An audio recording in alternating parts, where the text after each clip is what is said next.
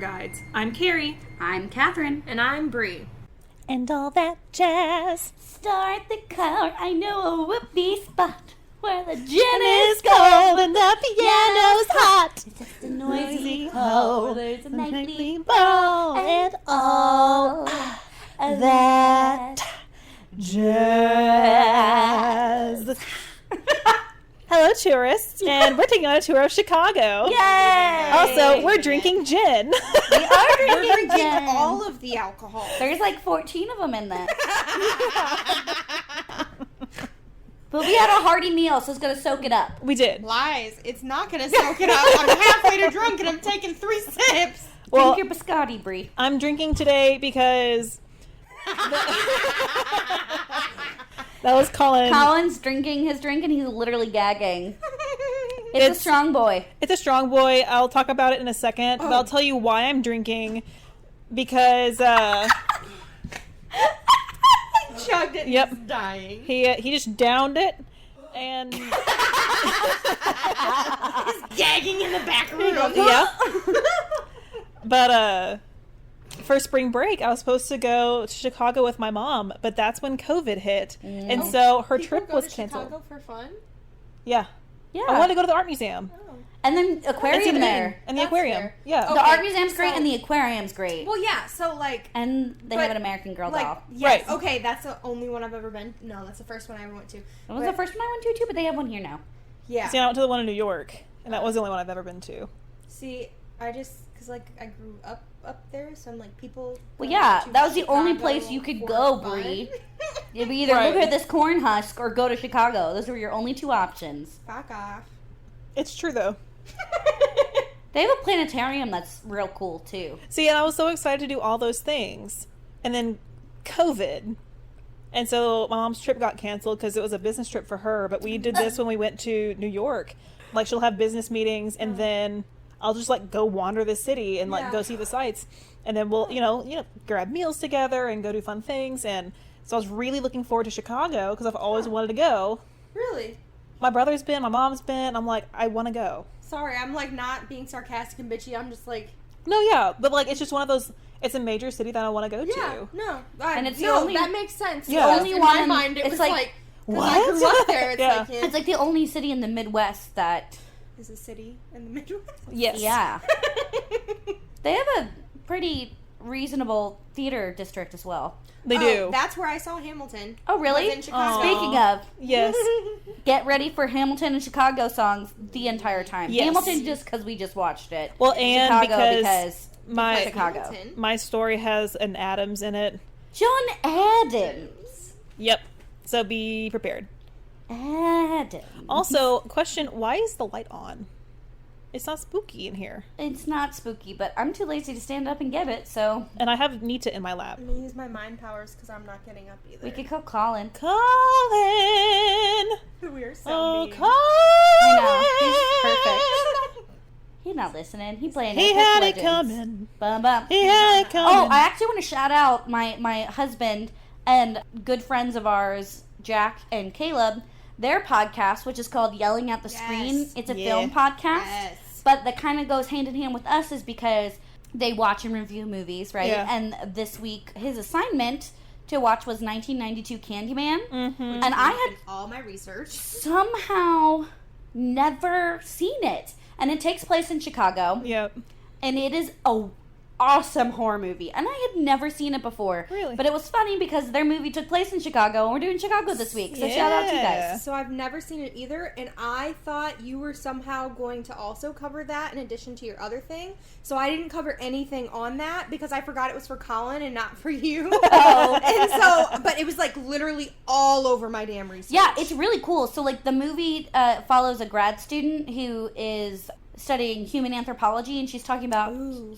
urban legends. And it's all about whether the Candyman, who is haunting basically an extraordinarily poor, mostly black neighborhood, Yeah. in particular one apartment building that's, like, haunted by Candyman.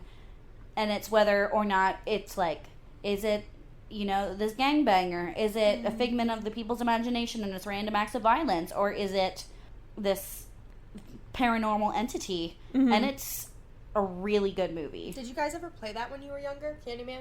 No. Candyland? Candyman. Like, I don't have When you say it in the mirror 5 times? Yeah. It must be a What? Midwestern thing because that's the basis. Probably. That's Yeah, I the have- basis. It's very Bloody Mary. But Yeah. Okay, it's yeah, I have Candyman. no It's- knowledge of. No, you guys have to watch this Candyman. movie. I It want is to. so Especially good. because I did grow up with, like, that experience. You know, like, Candyman was huge. Also, what's really cool is like the majority of the film is black actors, Oh, cool. which is what it should be for Yeah. Yep. Chicago in the Yep. 90s when the area that they're discussing. And so it's like really cool that they didn't. I mean, the main character is white, but she looks like early 90s X-Files Gillian Anderson, so I was all yeah. about it. It's really good. You should watch it. Yeah. And listen to the episode on yelling at the screen. Yes. Awesome. Their podcast is amazing. I started listening, and it's great. We also like them as human beings. I mean, so. that too. I married I'm not him. just I blasting guess it's them fine. just because we like them, though. Like, it is actually good. Yeah. All right. So, as I mentioned earlier, we are drinking a big boy today. I literally have had 2 sips and I can't see. See? I'm not the only one. I am I dying. can't see. So, it is called. It's like drinking rubbing alcohol. I'm No, it's going not. blind. It doesn't taste like it, but it feels like it. It feels like it. I'm not sorry. She gets us utterly fucked up. You're welcome. So, it is called the 20th Century. I got it out of my book, Around the World in 80 Cocktails.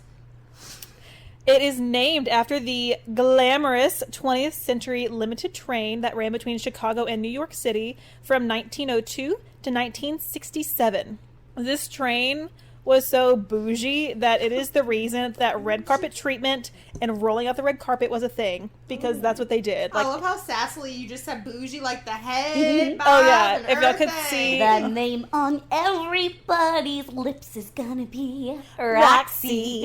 oh yeah, like it is Who says that glamorous. murder's not an art? Honestly, though. Yeah, but it had lush red carpet at the stations to guide passengers aboard. Like I it, need that kind of help. it was legit. It had a barber, a maid, a valet, and a stenographer. I'm watching Downton Abbey, so I think you mean a valet. A valet. I need a valet. Yes. Gosh, so good. I'm obsessed. Colin and I are so into It's it. so good. I told you. And also, this is Oh, going to yeah. be another room. I can already tell. Oh no. So the train ride was long. The train wreck. Oh no, that's us. It was initially 20 hours. Not like this episode, which is not going to be 20 hours. That actually, though, I love trains. I'm like, if it's a nice ass train, 20 hours is probably like a nice little break Oh, from yeah. city life. Like that sounds kind of nice, actually. Yeah. Give me a bougie train for 20 hours. I'm there. Yeah, Oh, yeah. I love I mean, trains. there's a reason they had to make it bougie, so people would actually take it. Yeah. But in 1938, the travel time dropped down to only 16 hours, and it got upgraded. So after dinner, it would turn into a kind of nightclub that they called Cafe Century. That's Okay, can we make wonderful. this a thing again? Like, let's do this. Yeah. I'm so serious because I'm all about the speakeasies and the gangsters, not like real gangsters, but like Yeah. that vibe. Yeah. We're making this. It'll be a speakeasy like thing on wheels with all the fancy club shit and well, that. like, What you you know what? Yeah. And you can do, so there's like dinner, murder, mystery trains Yeah. that are like very this style that I would die. Yeah. Costumes, And so- murder, mystery.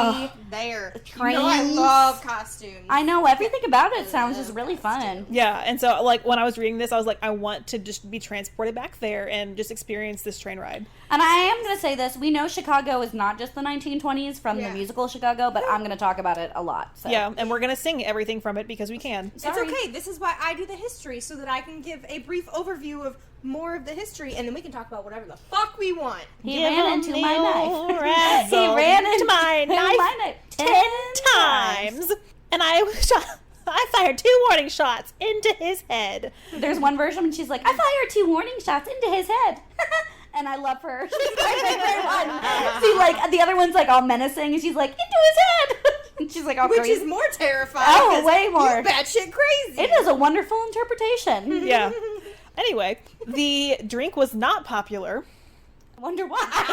No one could finish one, Carrie. They all passed out before they Colin, could. apparently. Collins was a third of the size of ours. He also just downed it. I would Yeah, die. he doesn't really like alcohol, but he likes to support us, so he'll try. Aw. Well, and the main reason why it came back was because one of the ingredients, Lillet Blanc, was a topic of debate. And it was whether or not the recipe was original.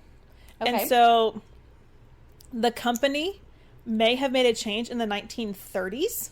And so it may have initially not been a favorite, so therefore people just did not drink it. And now it's coming back because Lillet Blanc changed the recipe. Okay.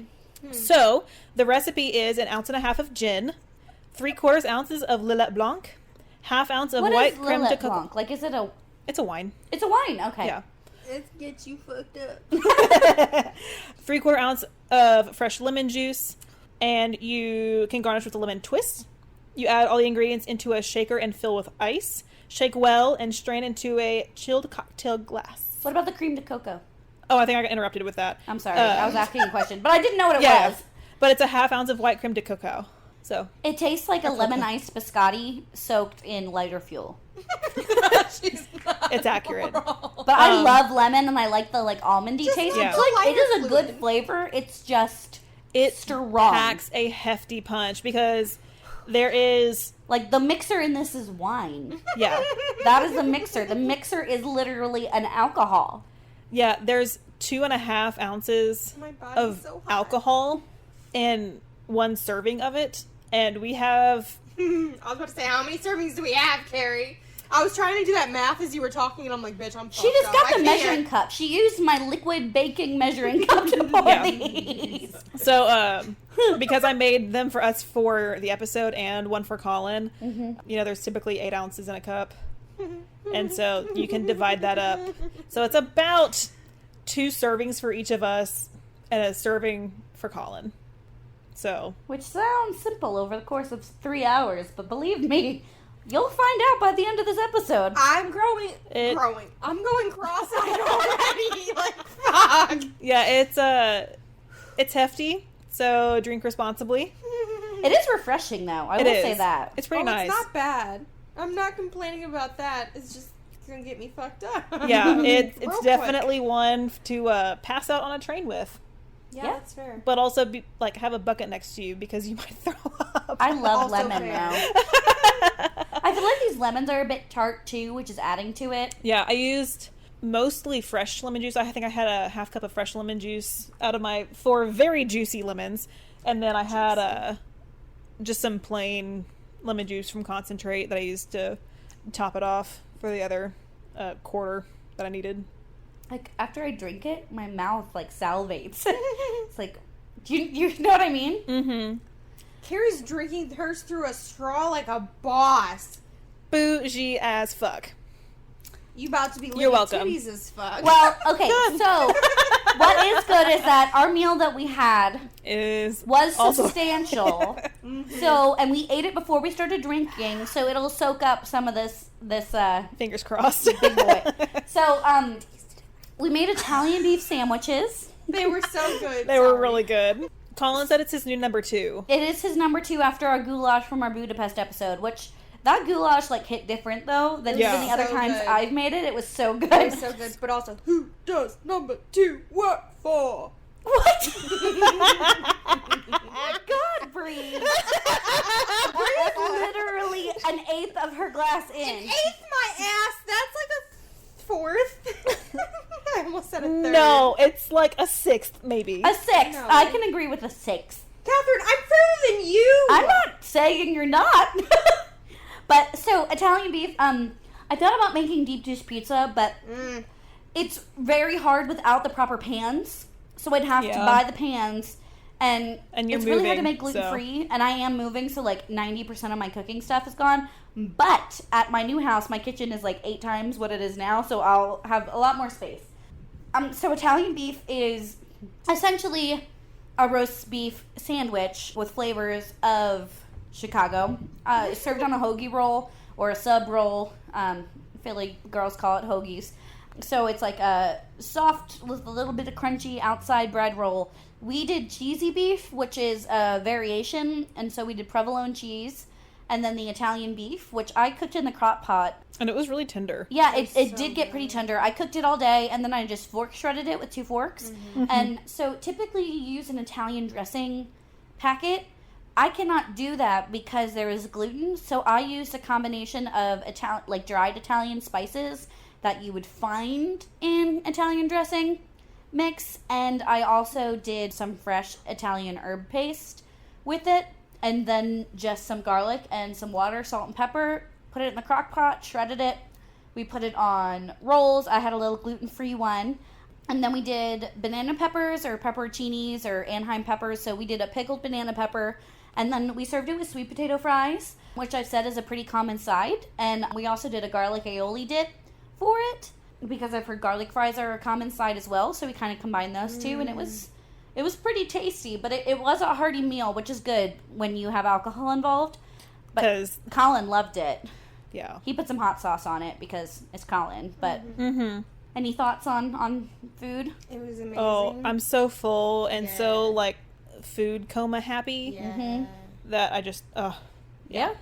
Yeah. It was pretty good. Again, sandwiches don't make the prettiest pictures, but you'll get to see it. It's gonna be yeah. This was actually the most expensive meal. It's only about $1 more than what I spent on Dallas, which those are the 2 beef episodes we've done, like of Beef's higher so quality cuts of beef. expensive. So the steaks and asparagus and potatoes weren't so bad. And this one was, but our next episode is the very cheapest meal, which most of them are pretty reasonable. Like this, we have tons of leftovers. Like this easily could have fed 7 people. my drink was by far the most expensive because Lillet Blanc is name brand and it's like $21 per bottle. Yeah. And I don't keep Lillet Blanc on hand because I don't need it for anything else. Sure. And so that single ingredient was more than my usual budget. Yeah. But worth Well, it. like, and on Friday, you'll laugh when I explain the recipes for next week's episode. There's also a musical, 2 musicals that have songs that I will be singing next week. So get ready for more singing, everyone. Okay.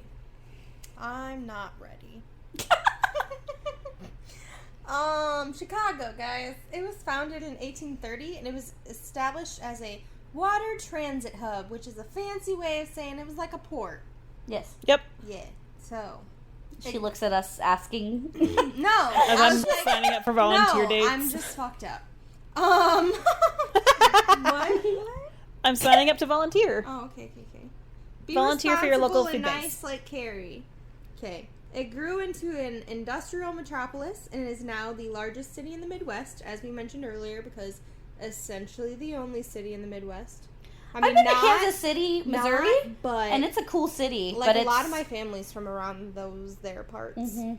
But no, yeah, it's not. But it's like to the rest of the world, it's kind of considered the only real city in the Midwest. Yeah. Yeah. So. Yeah. I meant from our area, like with all the major cities we have. Oh, yeah. Mhm. Yeah. Yeah. From where I'm from, yeah. It's only Chicago. Chicago. Chicago. Well, the name came from a Miami Native American word for wild leeks, also known as ramps. Okay. Oh, yeah. Yeah, that grew on the Chicago River's bank. Okay. That was hard.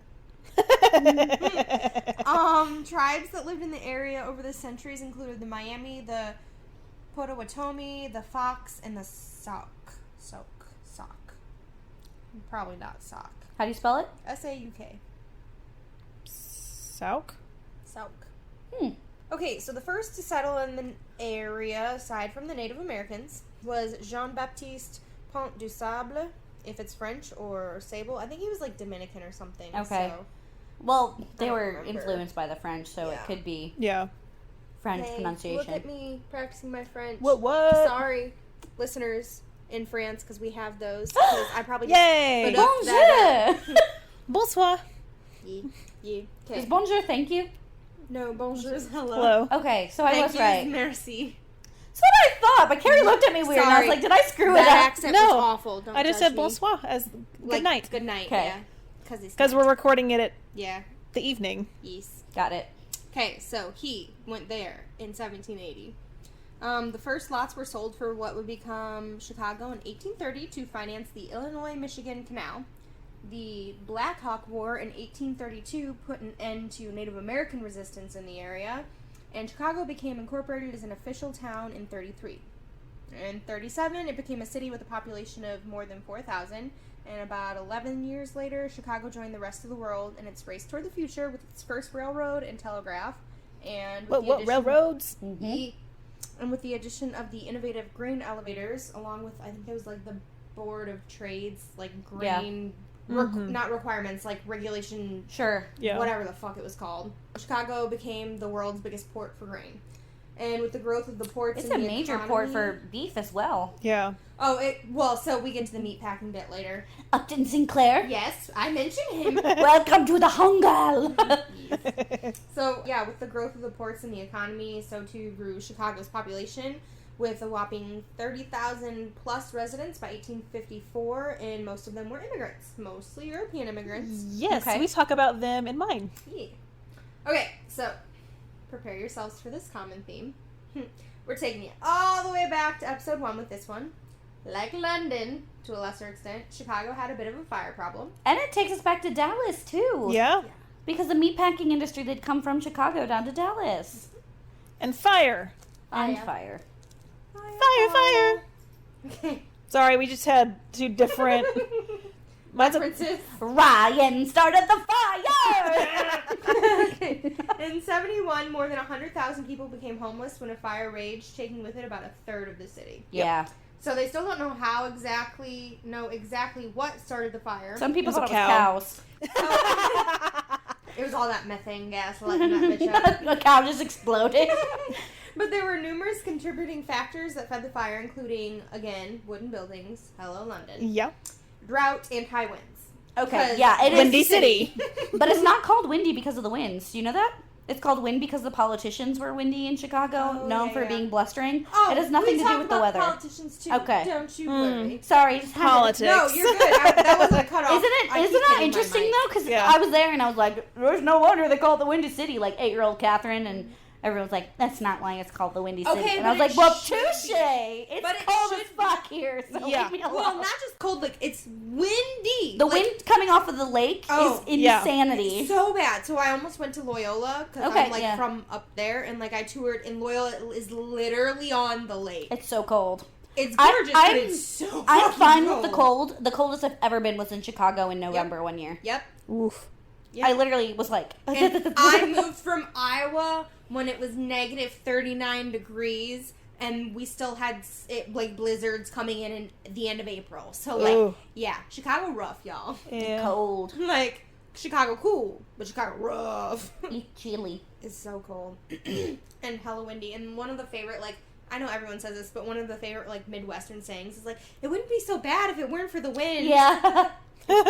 Honestly, everyone says that every winter. It's true. That though. in Lubbock. It cuts to your soul. Okay, so on the upside, the city rebuilt surprisingly fast, and not only did Chicago rebuild quickly, in 1885 it introduced the first skyscraper to the rest of the world in the form of the 10-story home insurance building. I think I knew that. Yeah, and then they just kept building from there, and so famous Chicago skyline, hello. So in 93, Chicago was the host of the... Oh, this is 1893. 1893, yeah. Guys, just because I'm continuing down here and I'm assuming you remember we're in the 1800s. So, 1893, Chicago was the host of the World's Columbian Exposition. I have a feeling you're going to hear more about this later. Wink, wink. Foreshadowing. Okay. So the exposition attracted more than 20 million visitors to its, quote, white city of plaster-gilded age buildings. I'll talk about the White City. I'll talk about the White City too, and also the amazing book by Eric Larson. Yes, it was on my required reading when I was a junior. I didn't even So know good. about it until after college when I moved to Iowa and I saw it and I was like, Well, he wrote I need to Isaac. read this. He wrote Isaac Storm as well, which is about the Galveston hurricane. Yeah. So two of his biggest books, one's about Galveston and one's about Chicago. Well, I feel gypped by my school because my required reading was shit. Don't get me started. Don't get me started. Well, I was in the GT program and the AP classes too, so I had a huge reading list. Dude, I took honors in AP classes too, and still, it was better than everyone else's required reading, but in comparison, it was shit. I had to read 20 or 30 books a year. Oh, yeah. See, it and was like a lot of reading. It was just... we would read like one. Oh, my gosh. Like a single book to like dissect and study. And then, yeah. We did Tess of the D'Urbervilles. That's You your want to favorite, talk isn't it? about... I love Tess of... I'm surprised you remember that. Oh. So, you want to talk about dissecting. You don't need a whole fucking semester, year, trimester, whatever the fuck you did for one book, because I dissected the fuck out of the book. So, we were supposed to pick vocab words and, like, symbolism and all this other shit, and so I had stickies. My book tripled in size with the number of sticky notes, and they were small sticky notes. So, yeah, no, like that hurts me that you only had one book. Well, like, I remember in 5th grade, I specifically picked to read Little Women from our, like, reading list. I know, and, like, clearly capable of reading novels. I was not in GT, but my school didn't have just, like, the quote-unquote regular classes. Oh, yeah. And so, even in the quote-unquote not regular classes, we still just, like, didn't read stuff. I'm like, books. I've been denied my reading list. I can only imagine, because I feel that way, and we read more than one book. Like, yeah, that makes me sad. Granted, I also hate annotating because I'm a really slow reader to begin with. I'm such a fast reader, I can't annotate. So I would read the whole book, but if I stopped to annotate, it would take me like I could read an entire novel in like a couple of hours. But if I annotate, it takes so much longer. So I just read it all in one sitting and then go back and annotate. See, and I'm such a slow reader that if I stop reading, I get distracted, and it takes me 5 times as long to read whatever I'm reading. Yeah, I hate I literally read fast. Like, I read so much faster than I can write that it is just, I stop thinking. I get pulled out of the world to write a note. Yeah. And it's not like I don't know the vocab, so it would just be like, question about this, and I'm like, I don't actually have a question. I just need to have 10 annotations for this chapter, so let me make up something. That was essentially all of college. It's so... and everything ever, really. Just like, let me just make up shit, because I don't have a question. I don't have a question. Like, discussion, I'm just like, discussion is horse shit. I understood it. Yeah. I mean, I get the point of discussion, but I'm like, I don't like to talk to people. But there's always that one kid who's like, I think it means this, and we're like, no, it doesn't. And everyone's like, well, it's his opinion. No, it does not mean that. Oh, I got into an argument with my, I think, 8th grade English teacher because we were reading The Outsiders, I think, and there's a quote in it that's like... Never read that. I directed that show. Aww. And I'm supposed to be directing Little Women this year. If it happens. I know. But there's like a quote of like, he saw for miles and miles, and she's like, that's an extreme hyperbole because you can't see for miles and miles. I was like, we can see the moon. We can see the moon. And she's like, bitch, back off. I know, and she's like, it's still hyperbole. You can't see for miles and miles. I was like, if you're standing on top of a cliff. It takes place in Oklahoma. There's nothing there to see. Yeah. As someone who lived in Lubbock for 4 years, you can watch your dog run away for 2 weeks. You can see for miles and miles. Watch your dog run away for 2 weeks. Just saying. Okay, I like that. Good job, Carrie. Okay, sorry. Stay gold. We're going back. Okay. Yep. The 1886 Haymarket Affair brought about a period of protest and reform for the working class in the shipping, meatpacking, and manufacturing industries after police fired on workers who were protesting. This sounds so familiar, especially weird. We just walked by a protest. You walked by, I drove by a protest, and this guy had a fucking rifle. Yeah, Catherine and I were on the square today, and Noble they were cause, having... terrifying, though. Yeah. Carrying around an automatic rifle. Yeah. They're No, protesting a statue of a Confederate person. Was he a soldier? He was the founder of our city, but he was also Confederate and kind of a piece of shit. But yeah, they were protesting, and this guy with an automatic rifle was like, we'll shoot you if we need to. And we're like, what the actual fuck? Yeah, that was not pleasant. This is not a peaceful protest if you're threatening to shoot people. Yeah.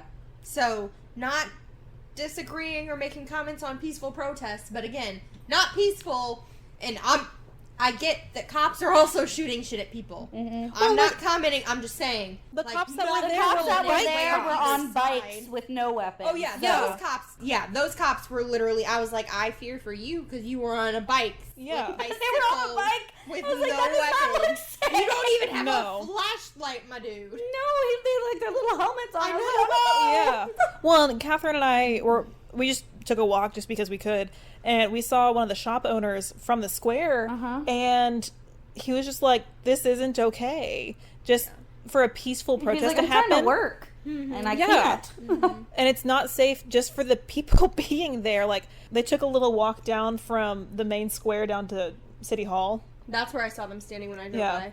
And, you know, all those shops, I would be terrified. Because, you know, all the lootings, they're crimes of opportunity. They don't hate Target. It's there. And so these poor little mom and pop shops, I you just know, didn't if- like the big scary gun. Yeah. I know. And Yeah. he said that we'd use it if we had to, and I was like, Yeah. "Oh, no, time to go." Well, Yeah. clearly, no one was getting violent. No Everyone was one- standing yeah. around Yeah, listening, they're and he's just threatening standing. to shoot people. Well, half the people that were there when he said that walked away. turned and walked away, Because I didn't want to and be they near were there. supporting them. And then he said that, and they were like, "Oh No. no," Mm-hmm. which like if the people that you're protesting with don't agree with what you're saying, Maybe you shouldn't don't be say it. saying it. Speaking of which, have you guys seen, well, kind of speaking of which, have you guys seen the woman who got buck-ass naked and went out in a protest and just stood in front of a No. line of cops? And, like, this reporter was like, and then fucking naked Athena just comes and, like, shows them his boss. And, like, so they started shooting, like, smoke grenades and shit at her, around her feet, and some of the other protesters went up with their shields in front of her, and this bitch is a boss, and she's like, nope, walking out buck-ass naked, don't need the shields, nothing. Like, she started doing fucking yoga in front of them, and then she sat in front of them with her legs spread wide open, like, fuck you all. Damn. Yeah, shoot me naked, like, I'm not afraid. She's boss, like, oh my god, amazing. There are videos, it's amazing. I Wow. love her. she's making a Respect. statement. That's for sure. Yeah. Honestly, she's like, and Well, they're like, naked Athena made all the little scared boys run away or some shit. And I was like, yes, queen. Okay. Okay, sorry, I'm getting back to it. Yep. We talked about protests and it just... Yep. anyway. Okay, but the police also started firing on each other and all of the commotion after a deadly Ooh. anarchist bombing, like, fucked everything up Anarchy? and they got super confused. Anarchy? I would say Anarchy! anarchy. My man Lala! Yeah. What a gift. him. Love him so much. Two best characters in the whole thing, my man Lala and Aunt Peggy. Fucking Peggy. My mom. Aunt Peggy. My mom goes. And Peggy. My mom goes, and Patty. And I was Leslie. She tries so hard. like, and Patty. And Gracie and I were like, take it back, mother. That's wonderful, though. I love your mother. Okay. So protests and boycotts continued due to ever-decreasing wages and poor working conditions, including a national rail union boycott, and in 1906, Upton Sinclair publishing The Jungle to highlight just that, the horrifyingly It's fine. dangerous Your meat conditions. just has fingers in it. As I said, the horrifyingly dangerous conditions of Chicago's meatpacking Fingers industry. and shit and Yep. bugs. It's fine. Everything's I mean, fine. Oof. There are a certain number of allowed of those things Okay. in our food still. So Still, it's but fine. fingers, I know. fingers draw like crosses a line. Yeah. If I find a finger in anything, I'm gonna be like, I "God found damn." a fingernail in my frozen lemonade from Chick-fil-A once and I almost gagged. Oh, was it fake? No, like, it looked like a Ah. fingernail clipping. Bitch! In my frozen lemonade from Chick-fil-A. Who does that shit? You fucking heathens. Well, Clip like, your nails I think in the I'd rather find a bathroom. finger than a fingernail. I know, it's Yeah. so disgusting. well, like, But we got the it to story go. is like way better, you know? You're Yeah. like, I found a finger in my lemonade. Woo. Yeah, that makes for an actual story. But no, I was sipping, I got it to go, and I pulled up into my driveway, and, like, as I was pulling in my driveway, and I took a little sippy sip, and there was a fucking fingernail, and I was just like, what Yeah. the shit? Yeah. That's My not sister's good. boyfriend, they went to the Dallas Aquarium one time, and If you could She's hear like- Mavis she's just like, hiss at a sleeping Nita, who is peacefully sleeping on my leg. Oh, It's, go o- back to sleep. it's okay, baby girl, I just have to pee, but you're fine. We'll take a break after Bree's segment. I don't want to move Nita. She's such a good girl. She's okay. okay, I'll move on. I'll hold Okay. my urine. So many African Americans migrated from the South during World War I with the increasing tumultuous social climate of the nation. And with that migration of black individuals from the South, Chicago's jazz and blues culture was born. Yes. And yeah. And all that Oof. jazz. Yeah. So, of course, some people had to incite unrest. Again. The Polish, German, and Irish ethnic groups who'd already set up shop in Chicago weren't too happy about the increasing population of African Americans in the city. So they solved their quote-unquote problems in a logical way. Real heavy on the sarcasm. Between 1917 and 1921, they decided to bomb black homes. Yeah. Bomb black homes, yeah. And incite a race riot that lasted for 18 days in 1919. Lovely. Yeah, people suck. Yeah. Bag full of dicks. Okay. By the 30s, we're in the 1930s now, Chicago had the big name gangsters like John Dillinger and Al Capone, but the city was really run, both on the up and up and on the DL dirty, mostly the latter, by the politicians. Mm-hmm. Yep. Those windbags. Windy boys. Yeah. So dirty politicians were running shit. Shocking. I know. So here's a quote that I got from I believe it was a History.com article, because I love History.com. Sure. Yeah. So the real power lay with the city's political machine, a system of patronage that controlled city politics for the better part of a century. Yikes. Yeah. Mm. So now we get to talk about Al Capone. Yay. Yeah. So like I was telling Carrie earlier, not on the podcast, but earlier. Yeah, we're chatting. So what else do we chat about besides Chicago Murder. gangsters? I love gangsters, not like real gangsters, but like the stories of old like 30s gangsters are interesting for a number of reasons, but also they were bad people. They were Yeah. terrible people. Yes. But we talk about a lot of terrible people. Here we are. their minds they're are interesting. interesting and their methods and shit. Okay, to learn for the future. Yep. So, Al Capone, I'm not covering like a lot of the more well-known facts. Was Because the St. Valentine's Day Massacre in Chicago? Yes. was Yeah. not covering that because I Okay. feel like a lot of people know about that. Carrie asked me about that, not about it being in Chicago, but if I was covering that. Mm-hmm. So I'm trying to cover some of the stuff that Sure. I don't feel is as known with him. Most of you know about Capone, so just the facts that I found interesting out there, not too in-depth. He earned $60 million annually with his illegal liquor sales. Oh my gosh. Yeah. Can you imagine, like, in comparison to today, like, the conversion? It's like $100 million That's a year. so much money, At least. at least. Because $60 million in, like, the 20s and 30s-ish. Boy. Yeah. So he got the nickname Scarface during his employment as a bouncer and bartender at the Harvard Inn in Coney Island under the employ of gangster Frankie Yale. And Capone, so how he got it, he made a crude remark to a woman at the bar, and her brother punched him before slashing him across the face, which left 3 permanent scars, hence the nickname. Makes sense. Don't be Checks rude to out. women. Yeah. Honestly. Learn a lesson, motherfuckers. Okay. During his time working for/with, like as a partner to gangster Johnny Torrio, Capone, which I think he knew back in Baltimore originally. Okay. Good When he was like morning, somewhat trying Baltimore. to when he was Got a somewhat hairspray. still Wasn't trying to expecting that. stay on the straight and narrow-ish. He was like a bookkeeper for a while, and then his dad died, and he's like, I'm gonna go be a gangster. I meant trauma does affect people. So yeah. Yeah. Capone hit a parked taxi while under the influence and got arrested for the first time. He was, of course, released due to some dirty city officials. And It's like a lame reason. Like, that does not give you street cred, buddy. yeah, Don't No. drink and drive. Okay. Drink responsibly. Yeah. So don't drink this if you're planning on driving anywhere. Honestly, my tongue is numb. When Chicago's elected mayor in 1923 didn't seem too friendly to their illegal ways, Torrio and Capone moved their operations, setting up shop in nearby Cicero. Cicero. Lip shit. Burn, burn, burn. Pot six. See? There was an Cicero. intentional pause there because I knew it was coming. He had it coming. Burn, burn, He had it coming. burn, burn. He only had himself to blame. However, that If mayoral you're up in there. that mayoral candidate the following year wasn't seeming too favorable. What was that? Told you my tongue is Favorable. going numb. It's not forever.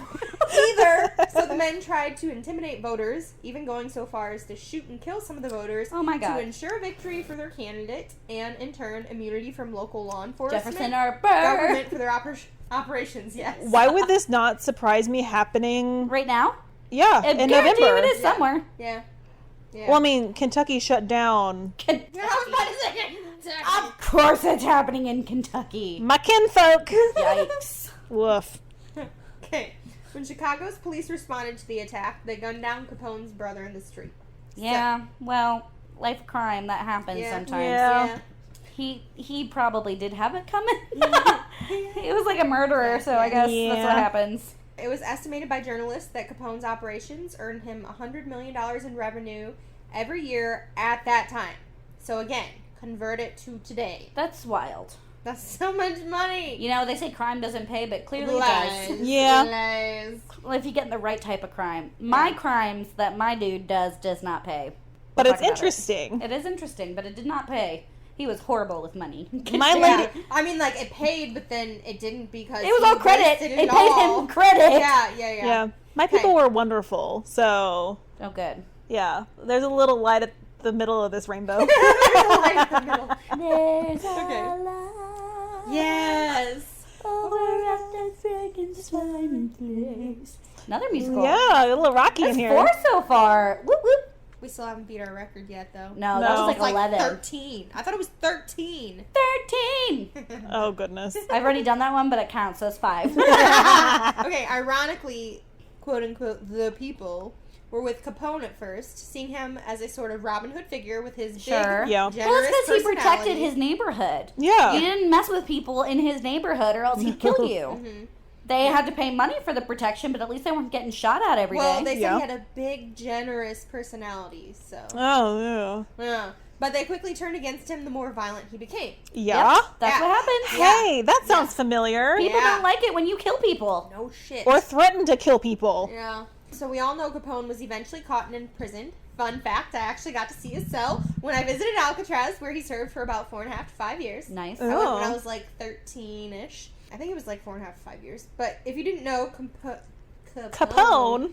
contracted syphilis when he was younger, and Shocker. due in large Yeah. part to his denial and refusal to take any medication, but also Did he go deaf? because it's syphilis, it's kind of the nature of the beast. He The went dementia crazy. set in Yep. fairly rapidly during his time in prison. In Yeah. 1939, Capone was released to a mental hospital in Baltimore. He where was a stayed. like good prisoner though, wasn't he? Didn't they say he was like a good prisoner? I watched a special in Alcatraz, and apparently he was really good So. because his brain was gone Yeah. because Yeah. he had syphilis so bad. Yeah. Like syphilis will literally eat your brain and Yep. make you go Yeah. deaf and everything. Talk to It's like crazy. all of the French kings. Yeah, well, Or like, all of the writers, all the playwrights in Yes. the 1800s. like all of the people from history. Yeah. So. Gross. So be safe. Yeah. Yeah. Syphilis is horrible, but it's an easy treatment, so Yeah. get tested. Get tested. get tested regularly. Wear protection. All of the things.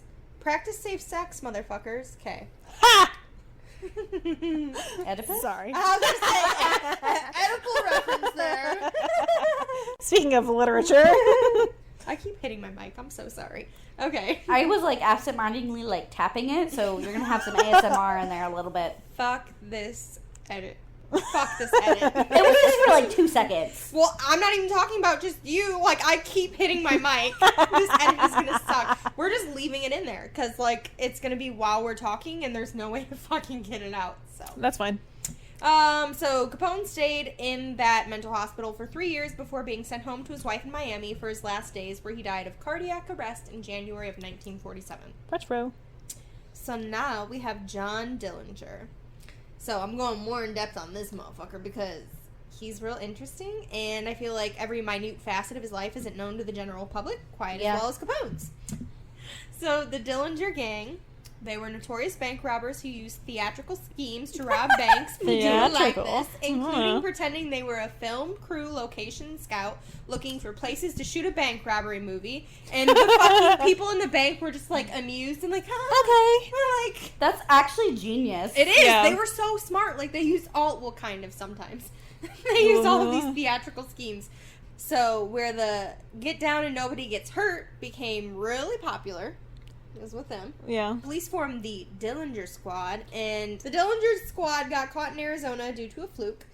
There was a fire, like an unrelated fire, at the hotel where they were staying. So it wasn't Dillinger wasn't there with his girlfriend yet, but the rest of the gang was there. So they were staying there. He was supposed to be staying there, and he just got there, and everyone, like the cops, showed up and shit because of the fire. And so Yeah. of course, the capture led to a major jurisdictional pissing contest because, of course. Men. Yeah, pretty much. So Dillinger draws FBI attention after escaping from a quote-unquote inescapable prison. Hello, Prison Break. What? Mm. So good. Also, Wentworth Miller III is a beautiful human being. A lot of my professors were in that. Oh, Really? Yeah, because they film like locally. Oh. Huh. Yeah, so, like, a lot of my professors would be like, oh, they're filming today, can't come. And I was like, okay. Well, it's my acting class, so I'd like you to be here. But they were off, like, actually working, so whatever. Yeah. Interesting. Okay, so when he crosses straight lines with he got caught when he crossed state lines after escaping the inescapable prison with a stolen sheriff's car, because he's a fucking dumbass. Yeah. So, once back in Chicago, he put together another gang, including some psychopaths like Lester Gillis, or shout out to Oh Brother Where Art Thou, Babyface Nelson! Aww. He's I'm not a baby! Except that was not the line applied to him, but Baby! still. Such a good movie. Oh my god. That is such a good movie. I love So that good. movie. So good. They Can we actually watch just it covered soon? that on the podcast, too, on Oh, Colin's podcast. really? Yeah, I watched it with them. Can we watch it again? We did a double feature of Holes and Yeah, Your Brother double Where Art So Thou. good. And we sang. Yeah, we sang the whole time. Oh, yeah. Okay, so Dillinger and a fellow gang member were injured during a robbery in Iowa. So they had to hide out in Wisconsin. Yikes. With all the Which- cheese instead of the corn. It's not proper cheese if it doesn't squeak. It's not a proper cheese curd if it doesn't squeak. Yeah, they're It's pretty true. good. So good. Okay, but that helped lead the FBI right to them? Because I heard the squeaking. Probably. Those fucking curds, man, they'll give you away every time. But they evaded capture when agents opened fire on men they suspected were the gang members, but actually were not. This sounds so familiar. Which tipped the actual gang members off and killed one of the unaffiliated to the gang, that is, bystanders. Aww. Yeah. So you Rude. done fucked up, sirs. Yeah. And in 1968, riots broke out with the assassination of Martin Luther King Jr., and the police again responded violently during protests at the Democratic National Convention. 7 spots to see Chicago history close up. There are burn marks on St. James Cathedral, which, let me see, it's a big, like, Gothic revival piece of architecture, gorgeousness. Let me see. Black charring on the church's bell tower, and they're a hint of the damage inflicted by the Great Chicago Fire that we talked about earlier, 1871. Let's see. We got the replica of Native American totem pole from the World's Fair, which is pretty self-explanatory. Yeah. Yeah. The Pullman Historic District, Chicago's first national monument. I'm just listing shit for y'all to go see because it's cool. The last wooden street in Chicago. So it's located between Astor and State Streets behind the mansion of the Archbishop of Chicago, Cool. which is That was me. Oh, I'm Carrie sorry. sent me a text. I'm over here dying know. laughing, trying to not I was interrupt. sorry, And I wasn't expecting you to have your ringer on. I wasn't expecting it to be on either, to be fair. This just made me giggle. The guys were literally sitting here together recording, and it's Carrie texting us. But it's so cute. Oh my god, did you... The cute little floof I sent you guys. Oh my He's gosh. so cute. So Oh my cute. gosh. Oh, I want a cute little soulless floof with his black eyes. so cute. Oh. I love black cats. Okay. They're Chicago's first L car. And you can sit in L car number 1. Oh. And it's in the History Museum, Chicago History Museum. Cool. And then there's also monuments from Chicago's World's Fair. Yep. Mm-hmm. He's gonna quit doing that. So I gave you guys some places to see. Yeah. And then you can also do virtual tours and digital experiences. Oh, if you that's good for can't- right yeah, now. that's what I'm saying. Like, if you can't go anywhere, like right now with COVID. So I'm going to put the link in the blog, but I think it's like choosechicago.com or something. But I'll put That's the link neat. in there. Yeah. I think their Museum of Art has a really good one, if I remember correctly. You want to know what's funny? When I moved back to Iowa, I actually applied to work at the Museum of Art. That's awesome. I had no relevant experience, but I'm like, I'm fucking applying. But I couldn't get to Chicago because expensive. Yeah. So. Sure. Yeah, that's fair. Okay, and then I'm also going to put a link on the blog for like the top 24 things to do while in Chicago. Mm-hmm. Because 21, 24, I don't know, numbers are hard. Because Number 1 is the art museum, that's cool. And because I wish I could right now, and I yeah, can't. no kidding. And I will live vicariously through you, our listeners, Yay. to go to the art museum. Yeah. So, do that, because I'm already going long. Alright, Tilly Klimek, I don't know. So, she was a Chicago serial killer. She's not well known. She murdered all 3 of her husbands. Oh, yes. The men would become mysteriously sick and die soon after. Was she poisoning their milkshakes? Was that the one? It didn't say about milkshakes. I don't know. Her milkshake brings all the boys in the yard. Oh my gosh. Woof. And she buries them. Oh, I didn't send it to you. I got that. I didn't you. send it to you. There's this thing about, like, kids saying, renaming things all fucked up and, like, really funny. And one of them was like, I drove by a cemetery and my 6-year-old child was like, look, it's a people garden. I'm like, forever calling it that. Except they're not growing. They decaying. They grow other things from their decaying bodies. Grass and fungus? Yeah. And the little But then it's not a buggies human grow garden. from... Huh? But it's not a human garden. Didn't say human garden. They just said people garden. The people are feeding the other things. She's a baby. It's okay. Okay. Because it'd be a soil garden. Yeah. Are you criticizing a 6-year-old? Yes. Think better, 6-year-olds. Oh. Okay, anyway, this bitch created a people garden with her husband.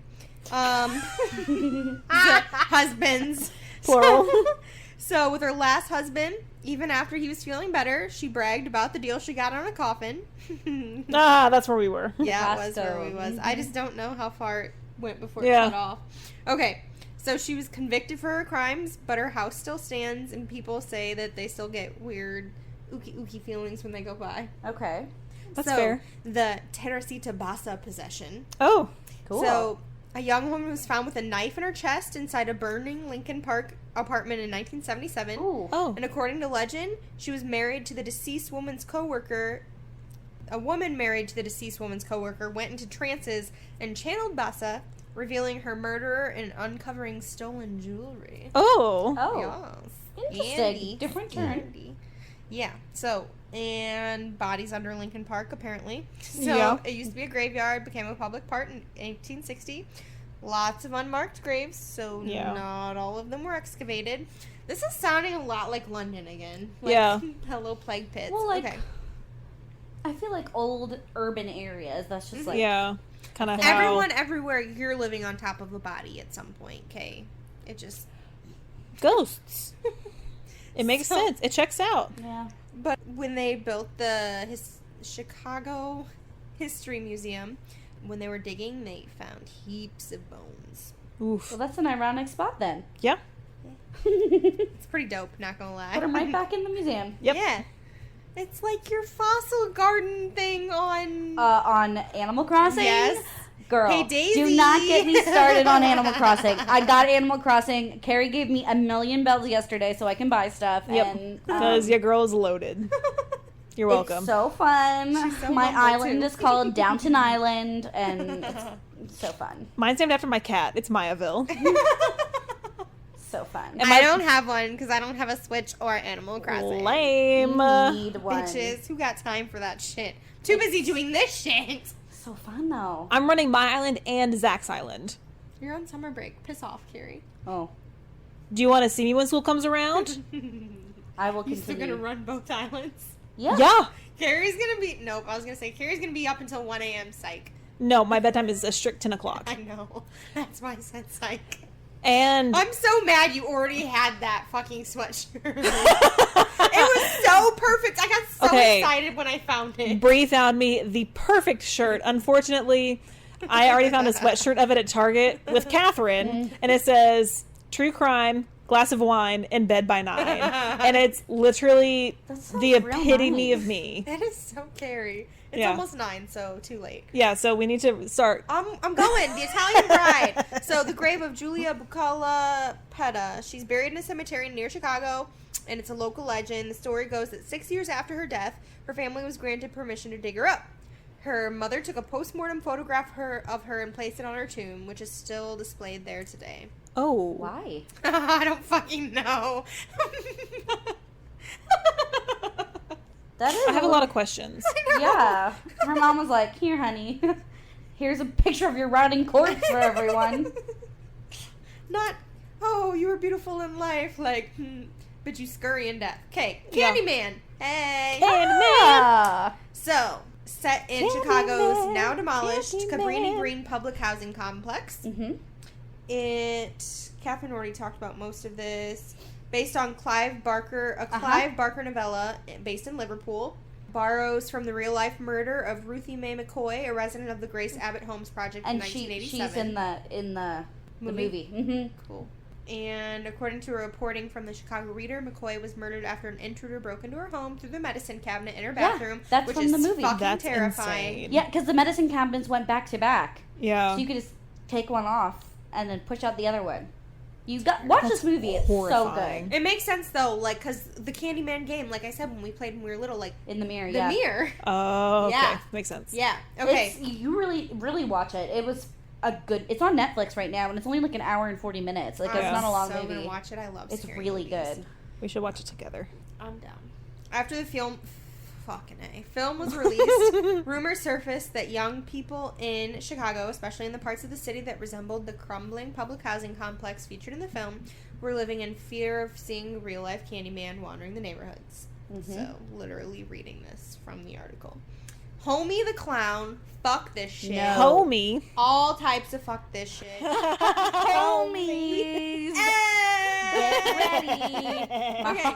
Homies. So, it says, if young Chicago residents weren't living in fear of the Candyman in the early 90s, it may have been because they were too busy with the reported sightings of, quote-unquote, Homie the Clown. What all these clown sightings? Clowns? Fucking Stop clowns, man. In Remember a couple years ago when all those clowns When all the sightings happened? clowns? Yeah, I do. Like weird killer clowns? Oh, yeah. Oh, like we had them, and Yeah. they beat people and murdered them Yeah. in my town.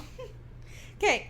Horrifying. There's also, apparently, I don't know if it's like a fictitious movie or if it's like an actual quote from someone, but there's a quote in some form that says, like, yo, if I ever want to murder someone, just go to Clinton, Iowa, and I just put all my shit out there. Anyway, go to Clinton, Iowa, because they never catch a murderer. Oh, no. Yikes. Yeah. So that's a thing. In 1991, news stories claimed that a man was dressing up as Damon Wayans' famous homie character from the popular sketch comedy, and I probably just butchered his name, show In Living Color. And the clown... Oh, yeah. Yeah, allegedly lured children throughout the city and even some suburbs into a van using candy and money. Some reports said that police were taking the claim sighting seriously. Others said officials dismissed the reports as pure fiction. And so the wave of spooky clown sightings in the city may not have even stopped there. In 2008, schools were warning parents of another man dressed as a clown who was again attempting to lure children into vans, which is what Carrie was just referencing, I think. Yeah. No. Well, it happened again in 2000... It's like 2012, something like that. Well, it happened again in 2017. Cause Yeah, it was recent. I was Oh, I was at a middle school. I was still back in Iowa. Okay, Haunted Harpo. The same year Chicagoans were seeing creepy clowns, Oprah Winfrey's original talk show was still on the air and taping episodes from Harpo Studios on the city's not yet hip West Loop. Harpo was long believed to be haunted because the building previously operated as an armory building where the bodies of many of the 844 passengers and crew who were killed in the 1950 Eastland disaster on the Chicago River were taken. Oh. Yeah, so over the years, some staff members reported hearing unexplained footsteps, whispers, and old-timey music, not to mention a full-bodied apparition who's been dubbed the Gray Lady. Okay. So I stepped on Carrie's toes, even though she's not covering that. It was the ghosties. Oh, that's fine. So Resurrection Mary, she was a white lady. So one of Chicago's most famous urban legends, men driving past Resurrection Cemetery, they see the female hitchhiker, and that's the one we talked about earlier. It was like in the 30s. And then she would disappear. It was Mary Bregovi, a young woman who died in 1934, or possibly another girl, Anna Marja Norcus, who was killed in a car crash nearby. Oh, that's all she wrote, folks. Nice. All right. So, we're going to take a trip to Chicago's west side at 800 South Halsted Street, where you can visit the famous/infamous Hull House. Hull House is has an extensive history, but I'm going to kind of strip it down to its bare bones because there is honestly so much here. I was in multiple of the articles I just read from. Oh, I literally had like 20 sources plus 4 podcasts I listened to. Nice. That's good. I mean, a lot of info. there is so much information about this, and it's all very wholesome. So it's not really a scary story, but there are ghosts. So yeah, I'm just going to strip it down, the history, and we're going to go for it. So it was built in 1856 by Charles J. Hull, hence Hull House. Like Hull or HOLE? Hull. Hull, okay. Hull.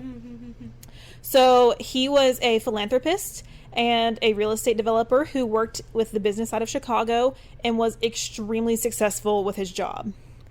Long story short, he became a millionaire, and this was in the 1800s, so Oh shit. by now it's billionaire. Oh, Yeah, he's Like billions he's doing of okay. billions. Yeah, and so all around good guy. He actually worked on projects, and he Like got the projects? yeah. Cool. Okay. And so he actually got hit really, really hard with the financial crash, Yeah. and so he was $1 million in the Sure. hole, Oh, and ended up bouncing back to make his millions, damn. and made it honestly. So he was like millions and then in the whole millions and then back to millions again? I don't think he was millions before it Okay. hit, but like he was doing Okay. well. Okay. Got hit and then bounced back. He refused to file for bankruptcy. Like Solid. Just worked. he worked, and he worked hard and worked for the right reasons. And so he did, like, he's known for his projects. Chicago was one, but also he went to Savannah and Houston as one Okay. that's close to home. Savannah's gorgeous. We'll have to Savannah. do there. Oh my Savannah, I goodness. don't know about true crime, but Savannah lore and ghosties Oh is my goodness. all over the place. And it's the birthplace of Girl Scouts. Yes, it is. As a Girl Scout of 13 years and a lifetime member, hey, what's up, y'all? I'm a nerd. I also know how to shoot bow and arrow, and I can Same. ride a horse like a motherfucker, and I can fuck you up with all my skills. So join Girl Scouts. You can learn how to literally make anything. Except no children should be listening to this podcast. Oh. Enroll your children in Girl Scouts. Because we cuss a lot and talk about sex and there's all the innuendo and drinking. So Yeah, maybe don't listen if you're small, but be in the Girl Scouts. yeah. Enroll your children in Girl Scouts. Yeah. Okay, so That's literally a line in our bios on the website. It's like, yo, run away from the children and listen to this. yeah. Okay. So, anyway, it was built in. Whoa, phone died. Not died. It went off. The mansion was built in 1856 and was used as a poorhouse. Whoop whoop whoop. My I love the sound effects that go along with Whoop, this. whoop, whoop. thank you. My sentences got flipped around. That's weird. Built in 1815.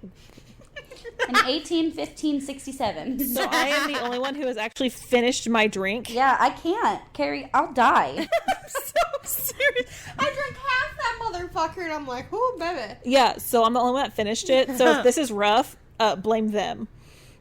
Blame us. She made the motherfucking drink. She's trying to poison us, her husbands. We're the husbands in the scenario, and Carrie's trying to poison I us. do always wear the Okay, pants, let me so- logic y'all through this. I finished mine. Yeah, it's on you. You get on my level, bitches. I can't. I can't. You know shit's getting real when we got Carrie, I'm gonna Hussey. get heartburn. In Honolulu, I got Carrie to say "fuck you," and it was so like vehemently like said. I'm too old for this. I will get a heartburn as a heartburn. nana. Very singular. Okay, anyway. So, Charles Hull ended up dying and Aw. giving it to, I can't remember her name. I think it's like Helena Culver. Oh Who, yeah, I saw that name. That's a pretty Yeah. name. Oh, yeah. And she was really interested in philanthropy and, turned it into a house for immigrants and kind of a poorhouse. Okay. Well, she got connected with Jane Addams. Addams with 2 D's. We already And made the joke, so we'll we skip already it. did. Well, and I really wanted to make a joke with my last name relating to my boob size, but since I'm not saying what my last name is on here, and you're not going to find out what it is, I can't make the joke on air. It's not Adams. It's not Addams, but there's a D in it. know him. But also, my boobs are larger I was than... gonna say, Carrie. I wasn't sure if I was allowed to even say this much, but like, Carrie, your name only has a singular D in there, and you're more than a singular D I'm more than the D's that they put on the labels. They only put 3. on the labels. Oh, like bra labels? Yeah. Oh, okay, yeah. I was like, I don't understand. Carrie loves the D. So much so that I Same graduated sister. out of them. I ain't trying to graduate out of no D. Fuck. I got married. It's fine. I'm gonna say Same right thing. there. Happy place. always. Okay, anyway, actually, since we're talking about the D, Yes, always. it's rumored that Jane Addams and Ellen Gates Starr were Lovers. Oh, okay. Lovers in the night. Yeah, because Aw. she never married. Of course, so she's a So lesbian. of course she's a lesbian. But if they were lesbian, Don't I knock bet you it. they were cute. Yeah. I'm not knocking it. I'm just saying, of course, if they don't marry, they're automatically a lesbian. Oh, yeah, Because sure. Fuck Right. patriarchy. Anyway, so they were basically gifted Hull House Uh-huh. in 1889. But just some background on Jane Addams. Okay, I listened to podcasts about her for hours in doing research for this because she is an incredible woman. That's cool. So just some fun little facts about her. She had tuberculosis of the spine, which is also called Pott's disease, Oh, God. which can kind of like cause that hunchback. Yeah. And she kind of had pigeon toe, and just like her body was deformed, but she was so smart and so caring. I hope they were lesbians together then, because she found someone to love her. I know. Well, and so she was, I think, the fifth of 8 children, Oh, wow. Oof, or the eighth of family. 8 children. There were 8 children. 5 of them ended up dying. Oh, And- yeah. but That's she- about right, But though. she became a serious, like, daddy's girl. But because she was deformed, she was afraid to be seen with him because he had a lot of social power. And he was friends with Abe Lincoln. But Abe Lincoln was. Oh. Yeah. And so, like, she acknowledged that she was not cute to look at. That's so sad. And, like, would walk on the opposite side of the street of her father, but wanted to spend time with him so they would still, like, go out and walk and do things together. And, like, he wholly acknowledged that she still loved him and wanted to be around him. And, like, there's a story about whenever he walked out of a store one time and, like, tipped his hat at her because people would literally bow to him when he would be walking down the street. Like, he pulled serious power, and he wanted to make sure that people acknowledged his daughter because, That's a good daddy. yeah, like, Poor girl. I know. And also, his name was John Adams with 2 D's. So, there you go. Yeah, thank you. But no, she was an absolute badass. She was part of that first generation of women to go to college. Nice. She wanted to be a doctor because She had coming from her medical place diseases? of well, no, not because of that. Coming from a place of privilege, she wanted to give back. Nice. And so I think it's a couple of her brothers went on to be doctors, and at this point, it was prestigious for women to become doctors, but actually for men, it was kind of degrading for them to become doctors. So it wasn't the, kind of elite class that it is now, Yeah. but I she can see wanted that. to help. However, just due to the demands, she couldn't keep up with it. And so she started social work. Okay. Oh, And so she is known as the mother of social work. Cool. good shit. And yeah, I mean, she's just amazing. And it all happened because of Hull House. And so Hull House started as a kindergarten. Cute. And like they would have a little room for the moms to go and chit chat and hang out while their kids learned. And sorry, I got ahead in my notes because I got talking really excitedly.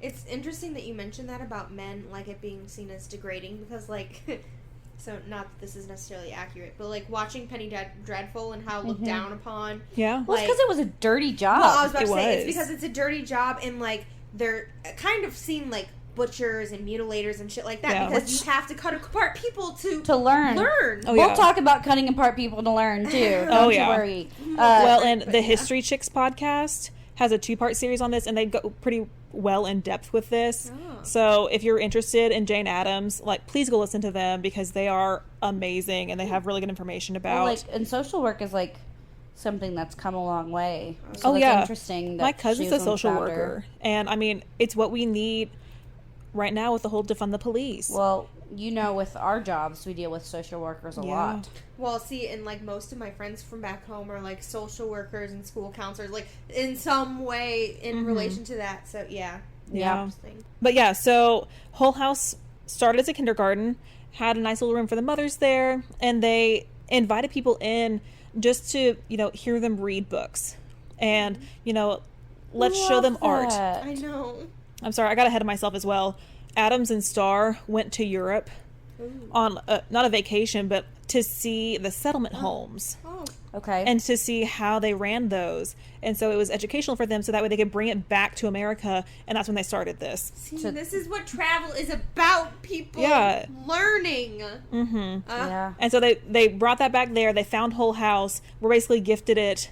They started reading to the community and showing them and exposing them to all these really That cool really is cultures. wonderful. Started the kindergarten, and then from there it just expanded. So they started offering infancy care That's during the day. awesome. And then that spread to like boys and girls clubs, boys to just keep them out of trouble, and girls to teach sewing and cooking. And then from there, they taught college classes, and university professors Oh. would come in to teach these secondary and college level classes. And eventually, they started teaching like So like this was ethics a community classes. center Absolutely. that was thriving. Absolutely. Like a community center that was doing the most for its community. However, it wasn't just a singular center. It Okay. expanded to be 13 buildings, including wonderful. one of America's first gymnasiums. That's Oh, really wow. cool. And so they had the gymnasium, playground, and there was a boarding house for girls. So that way they can ended up housing some of the community. Yeah. But also, it was a house for immigrants. Yeah. And so they housed a lot of European immigrants coming in and helped them getting Coming into the adjusted country. to American culture. Cool. That is cool. Even some of the people in the community would come in for their weekly bath.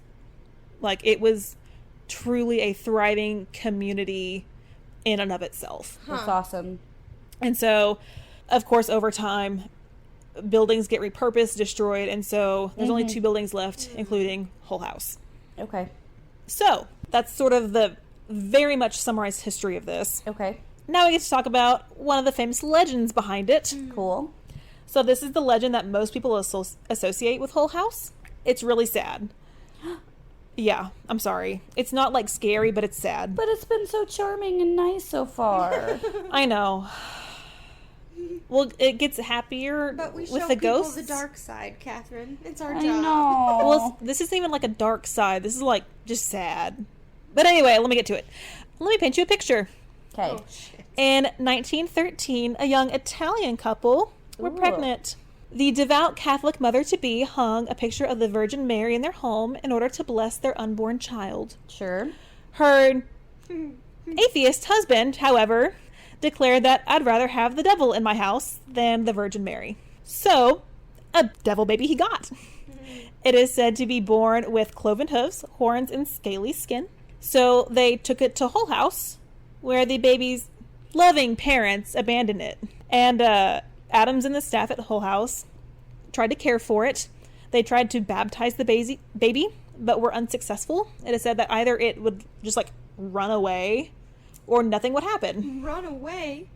Oh, there was some weird... So was this like a disabled child? I'll get there. Yeah, some sources said that it came out just like spewing profanities and ended up stealing the cigar out of... but like newborn. Also me. and stole the Newborns cigar shouldn't be out saying of... anything. Yeah. I came out spewing profanities, I'm convinced. Did you steal the cigar out of your father's mouth? Potentially. I did other fucked up things as a very small child. Ask my mother. Oh god. Well, that's part of the legend. As a newborn, I doubt that was the case. But, I would beg to differ because my mother just sent me a video of a child moving in the mother's stomach, and I am now convinced, as I have always been, the children are actually the devil. they just wiggle. They wiggle around. Wiggle, this motherfucker looked like that thing in Predator when it's coming out. Like, and I An could tell alien? she was, Yeah. yes, that. I could tell she was in pain because her back was like arching. And I'm like, oh Yeah. yeah, get that bitch out. I just got a new nephew, and he was breech, and they had to flip him. Yeah. My poor sister-in-law. But he's okay. He a big boy. I got to snuggle him. Well, and all newborns look like potatoes anyway, so... They really do. But he was very. He I was gonna looked say, like he him. looked like a child. He looked like Yeah. he did not look like a newborn. I said, "Who is that monster?" I mean, I can show y'all a picture of this devil baby if you want me to. No. Okay. Oh, So, nightmares. according to the legend, the baby just... Oh, excuse me. Where did I go? Okay. So they tried to baptize it, but they were unsuccessful, so they locked it in the attic to die. Oh no! At the place, the Yeah. helper place. This is why we don't think this is true. But since they couldn't do anything with it, they just tried to kill it. No. So according to the legend, the baby just vanished one day. And some claim to see it in the attic window night or day. So it's just active, like all the time, this little spirit. Don't just lock away the demon baby and let it die. Well, okay. It needs more love, not less. Oh. We're getting... Okay, I'm winding this down. Poor baby. Okay, so the story of the devil baby was taking off, and there were rumors and news reports, like newspapers came out with this, about the rumor of the devil baby at Hull House. So in 1916, this is 3 years later, Jane Addams tried to put the rumors of the devil baby to bed, saying that it was just a legend. Sure. And it's very likely that it was a child that was born with physical deformities. Yeah. And the parents either didn't know how to care for it, and so they dropped it off. That happens sometimes. And Right. if the parents can't take care of it, Yeah. that sometimes, as sad as that is, for their baby to get the care that they need, Yeah. that's what has to happen, which is horribly sad, but it was Yeah. probably horribly sad for that family, too. Yeah. Oh, yeah. Yeah. Well, and it could have been something along the lines of they had this deformed baby and just That didn't people saw. want it because it was deformed. Yeah. And they didn't, Yeah. they just didn't. Well, and also, if the rumors were spread, they could have seen a baby that had physical deformities or birth defects Yeah. or a disorder or something, but think Jane also had a physical deformity from her childhood. So think about how these rumors probably affected her. She would never let anything happen Oh, no. to a kid. Well- but the baby could have died. Because she was such a daddy's girl, her dad, like, hardcore stuck up for her. And her family would not let anything happen to her. Yeah. But, I mean, that's because she was in a supportive family. Yeah. Yeah. And so, I mean, the parents obviously did not care for this child. Or they couldn't. To be fair, or if they didn't have enough money to pay for medicine and things, like, what are you going to do? Either the Right. baby dies with you, or you send it somewhere where it can get help. Which at this Right. time, like children with disabilities and even mental illnesses that manifested at a young age, they literally, a lot of families just could not take care of them. Right. And like, think about how expensive wheelchairs are. If your kid needs a wheelchair now, you know, even with insurance, how expensive it is. Oh, yeah. Just to get your child a wheelchair. And 99% of the time, those kids can zip around in any wheelchair you get them. You know, they just need a little help, and it's so expensive. And kids grow so quickly. Yeah. Like, I've had students who were in wheelchairs, and it's so expensive. And if they have, if it's not just an issue with their legs, if it's like a spinal issue or a muscular issue, then I've they had have a to have the couple motorized kids. ones, Yeah. and it's even more expensive. And it's like horrifying. Yeah, and It's so like, that's you're a 12-year-old. You're just trying to live your life, man. that's but that's the number one explanation for it, is that no, it was not a devil baby. It was just a baby that was born With with birth some, defects. Yeah. Quasimodo style. Yep. But fun fact, the devil baby legend is supposedly the inspiration for the Rosemary's Baby? 1967 novel and 1968 movie Rosemary's Baby. Yay! Last week. Yeah. So, now there are some actual ghosts. Ghosties. Jane Addams confirmed the presence of one ghost in the house, claiming she could hear footsteps in her bedroom as she slept. I will get to more on that in a little bit. So she lived at the home She did. for full-time care. That's Yeah. awesome.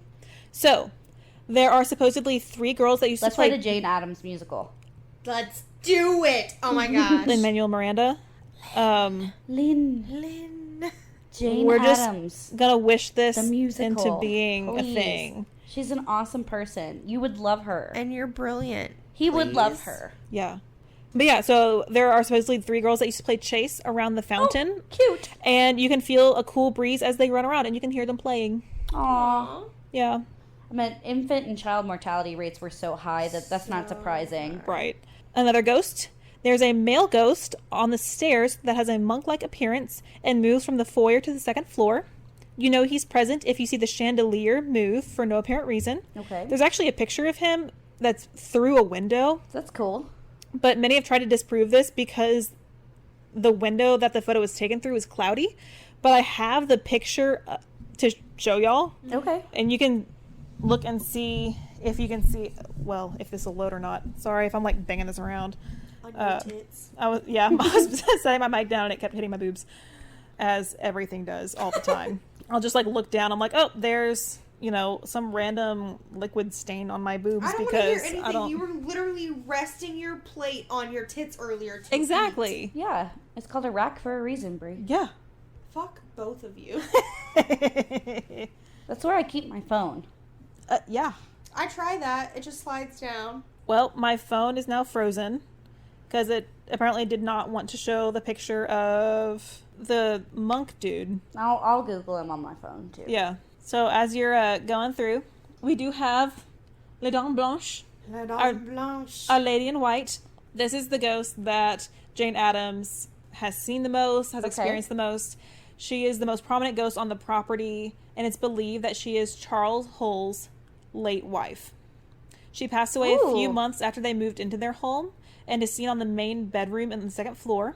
Jane Addams confirmed seeing her regularly and would frequently joke about her, just being like, oh yeah, the ghost. So she stayed in the main bedroom for a while but ended up moving bedrooms so obviously she could get a better night's sleep, because footsteps, no thanks. Yeah. She's like, I have a lot of work to do, guys. Can you stop making such a racket? Thank you. Yeah. But guests have been able to stay in that room and can also verify that they have seen the woman in white. Jane Addams wrote a book called 20 Years at Hull House and talks about That's cool. the ghost of Hull's late wife and just her time there. Sorry, I'm looking for the picture of the month. Oh, yeah. It's Monk, creepy. I'm listening. Yeah, so you can like faintly see it. It's like he's there. What's that? Yeah. Okay. So you can see a very clear Outline of a person. outline of With his little boldish the head. dude. Yeah. So today it is a free museum operated by the University of Illinois at Chicago. Cool. Of course, right now it's closed due to COVID. Yeah. But once things get back and open to the new normal, okay, there are discrepancies about the time of when it's open, but according to the website, it's going to be open from 9 to 5, except on Mondays and Saturdays. 9 to 5. Another musical. Yeah, thanks. And it's closed. Oh, okay, my Chrome isn't responding. That's nice. It's the demon baby. And Carrie. it just exited out of my notes. But luckily, that's the end of my story. Yay! Yeah, so it is now a museum that has a lot about Jane Addams and a lot Cool. about social work. So, Well, speaking of, I mentioned Quasimodo. yeah. Speaking of the Hunchback of Notre Dame, Mm-hmm. or Notre Dame, I guess is the movie. Yeah. The voice of Frollo, Uh-huh. John Jay, Yeah. was the narrator for the documentary I watched on my case. Aw. Called Nice tie-in. Yeah. Well done. So he did that, and so he narrated it. It's a documentary. It's on Amazon Prime, and it's called H.H. Holmes, America's First Serial Killer. What's our Yep. nickname? The Homies. I was doing research like really late last Saturday, and I just texted them and I said, "Can I call you guys the Homies?" And Which to which we immediately responded. Yeah. Yes. Yeah. So, A Devil in the White City is the book that we were referring to.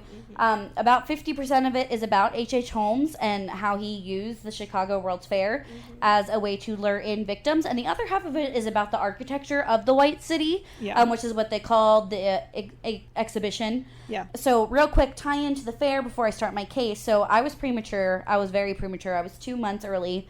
My youngest sister was 3 months early, and she was in the NICU, which is the neonatal intensive care unit, for a very, very long time. And the first medical science that was used to help protect preemies premiered at this fair.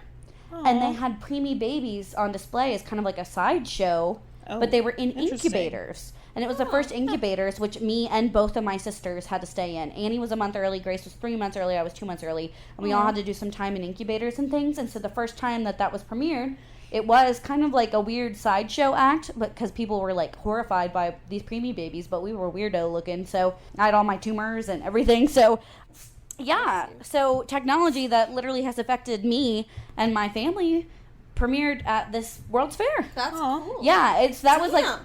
Hitting it with these tie-ins. yeah, today, but like it's a Catherine. really good book. I highly recommend it, and it's also like a great like plain book. Yeah. You know, like there's not a whole lot of suspense. You don't have to like rush to finish it, but it is very informative. I said I read it as a junior. It's been years since I've read it, but I have it. It's in storage right now, but I'll be able to get it out once I move again. So we are going to talk about H.H. Holmes, which is America's first urban serial killer, the first person hunting in a city that we know of. There had been a couple cases of rural serial killers, and this is happening just after Jack the Ripper. So there's actually been some theories that H.H. Holmes is Jack the Ripper. He moved from London to Chicago, and that's just boo-boo. But still, it's very interesting.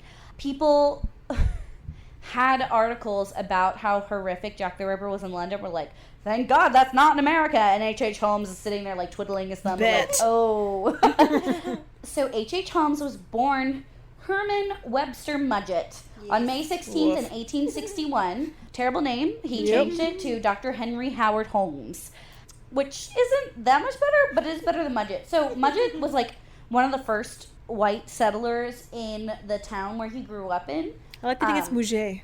They called it Mudgett, which is so much worse. But he's from Gilmanton in New Hampshire. So that's where he's from. His family is a very old family there. But everything sounds better with a French accent. But he's a serial killer. And I know. We call him Mudgett. Mudgett. He had like 15 aliases, though. Yeah. And again, if I grew up a Mudgett, I would have changed it too. Yep. So H.H. Holmes is his most famous one, but he also went by Henry Howard, which is smart. Mm-hmm. If you're going to do an alias, that's a smart one, because that was another alias just with that name. He went by 2 different Pratt names, a Cook, a Bond, Alexander Bond, and then G. Howell. He went to the University of Vermont and then went to the University of Michigan for medical school, which at the time, and well, it still is literally one of the best medical programs. There's a ton of pictures of him because his field was so important, and he did make it all the way through medical school. Wow. Which a lot of super smart serial killers, which he was smart, I will give him that, drop out because they don't need it.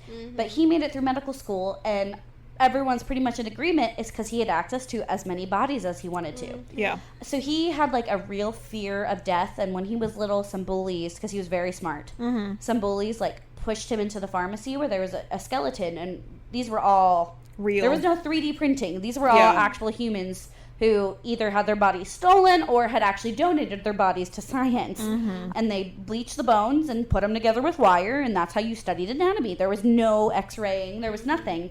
And so we may think it's morbid and gory now to hack up a body to see what's inside, but that was the only method available to them. And they were doing it, most doctors were doing it, in order to help people. Right. So he was terrified of this place. They shoved him in there. He saw the skeleton, was like, I like me some of those. And he planned his whole life to be able to have as many skeletons and bodies as he wanted. Like childhood is important, guys. It really is. Don't drop your babies. Just don't fuck them up irrevocably. Well, and this wasn't his parents. Like, my guess is he was afraid to go in there because he realized he liked it. Yeah. And then when he was forced to go in there, he's like, no point in hiding it now. So he went to medical school, and it's a bummer because he could have been really a phenomenal doctor. A lot of surgeons are psychopaths now because you need to have that cold calculation. It's nothing against them. They're like, if this patient dies, I need to know that it was not my fault and I was doing the best I could to save them. You know what I mean? So he first started defrauding people. He would take insurance policies out on like randos. He'd like meet them in a bar, and then he'd be the beneficiary of their insurance, and he'd like burn a corpse to all hell and be like, it's my friend that I met at this bar, now I get their money. And so he started splitting it with people, and then eventually he would just murder them for real, even though that was like the plan, that they weren't going to actually use a real corpse. But you could also change your identity literally by just introducing yourself as someone different at this time, and no one would know any better.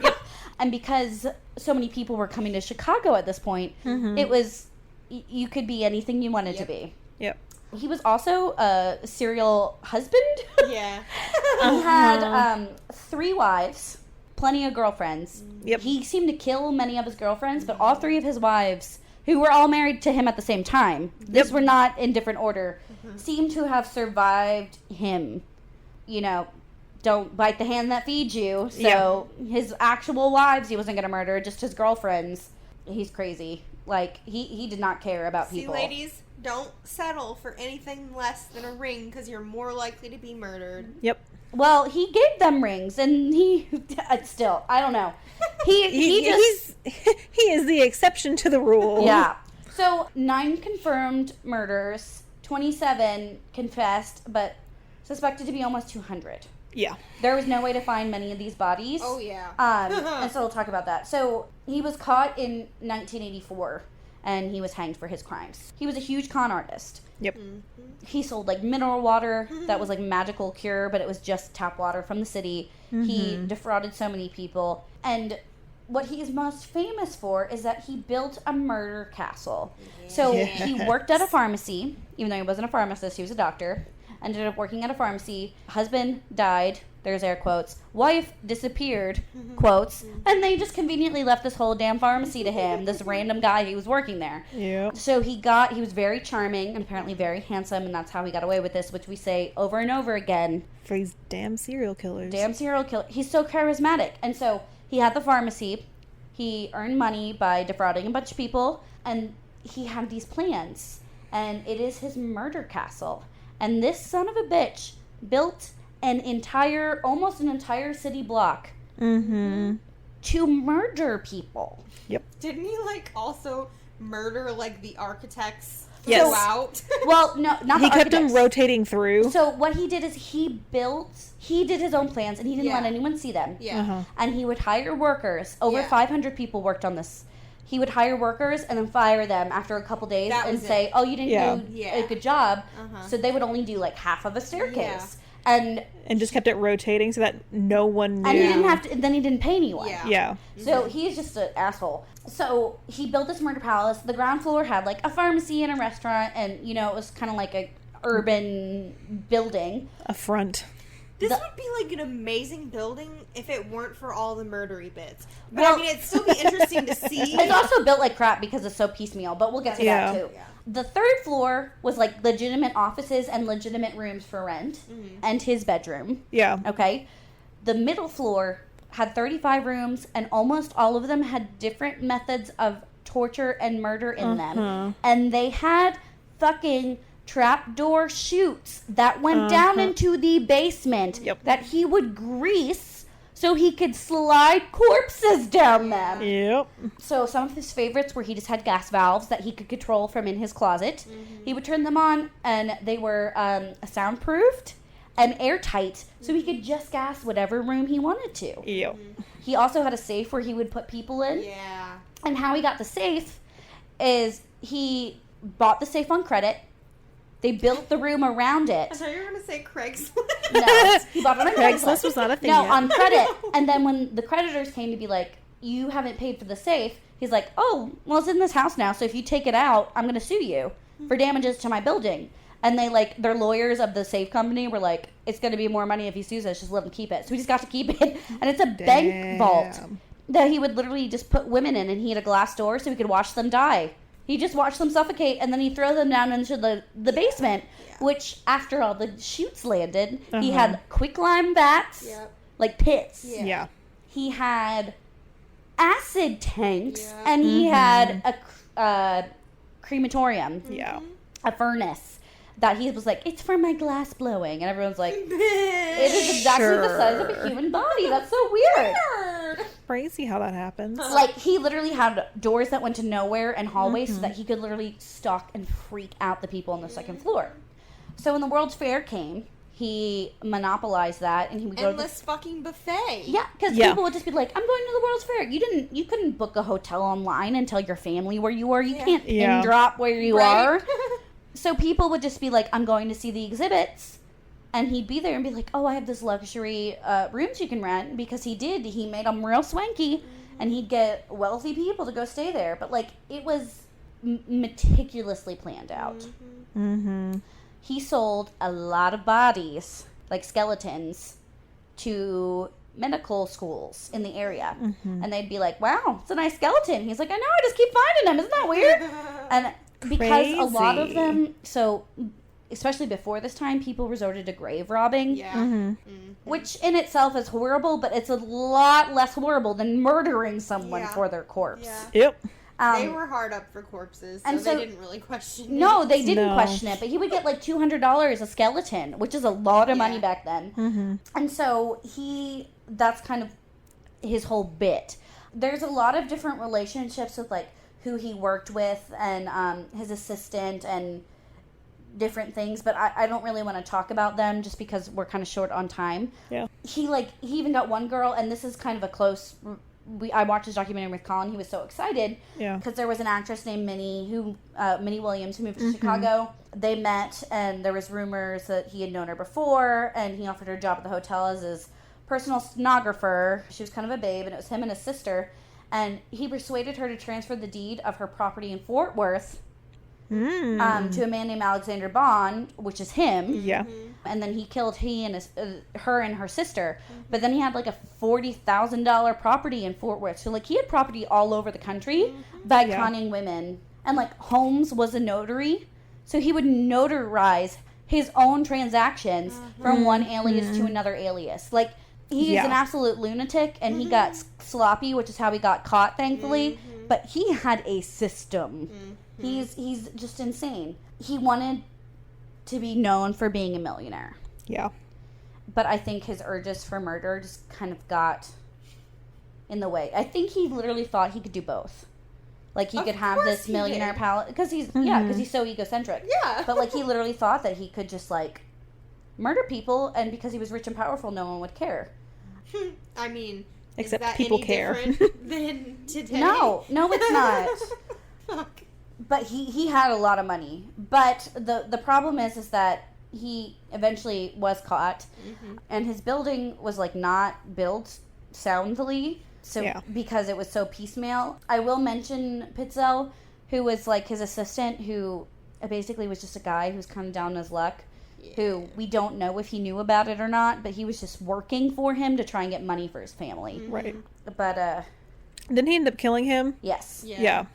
He tried to fake his own death, and he concocted the plan with Pitzel, but Holmes just killed him. And he chloroformed his ass and then set his body on fire. Yeah. Because he's like, this is the plan we're going to use, but we're going to use, like, another corpse. And then he did it to him. But he actually did it to him, which is sad, because he had, like, 5 to 7 children. I've read 2 different ways. So, like, this guy was literally just trying to. So, 2 of the kids survived. Holmes got custody of some of the other kids. Yeah. And they traveled throughout the northern United States and Canada. And he tried to, like, lied to her, saying different reasons for his death. Like, he didn't want to tell the family, but he also has his own wives. Right. So, like, just keep in mind how much he is balancing right now. He was staying in another location with his wife, who's unaware of the whole affair, talking about the murder of Alice and Nellie, which are the sisters. He liked to asphyxiate girls. He would, like, that was kind of like his favorite thing to watch, and he liked to watch them kind of slowly. And he would bury bodies in rental houses. He would just do whatever he wanted to. He ended up getting arrested and put in jail in Philly. Good. And he was hung. He was caught in Boston. He was caught in Boston by the Pinkertons. Yay, detectives. Pinkertons! And all of his wives are like, what's happening? What's going on? Like, it was a whole thing. He was put on trial for Pitzel. Yeah. Which I kind of like that this man who was helping him, but I don't think he was helping him fully knowledgeable. Oh, I don't think People so. talk about how he's like a sweet boy, but he was not very smart. Yeah. From what I understood, he was just like... I think he was okay with like fraud so he could give money to his children. Exactly. Right. But then he didn't realize that there was all these murders. So he confessed to 27 murders in Chicago, Indianapolis, and Toronto. Some of those people were still alive, though. 6 attempted murders. And the Hearst newspaper company paid him money, which is today worth $230,000. Man. A newspaper company. Well, it's Hearst. Yeah. But he paid to try and get Still. confessions to get closure for the families. Also, because the newspapers love that shit. So he probably made a lot more than that. So he gave contradictory accounts. He claimed he was possessed by Satan. He did all this stuff. Basically, Motherfucker. he was just playing with the cops once he was caught. He knew there was no way he can get out of it. I meant that he literally had a torture chamber in his basement. Yeah. He was hanged at Mensang prison in Philadelphia for the murder of Pitzel, so his assistant. He showed no signs of fear, anxiety, or depression.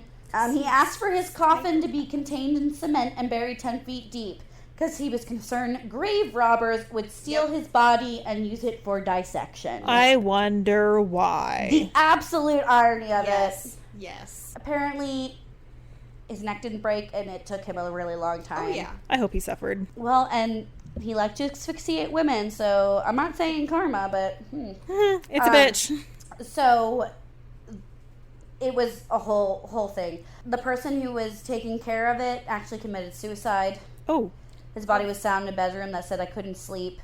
He'd been haunted for several months and was suffering from hallucinations. The person who was running the house. Yeah. But I'm sure knowing what happened there, like that could really affect a person. And knowing, even if you didn't mean to, that you had a part in it. Yeah.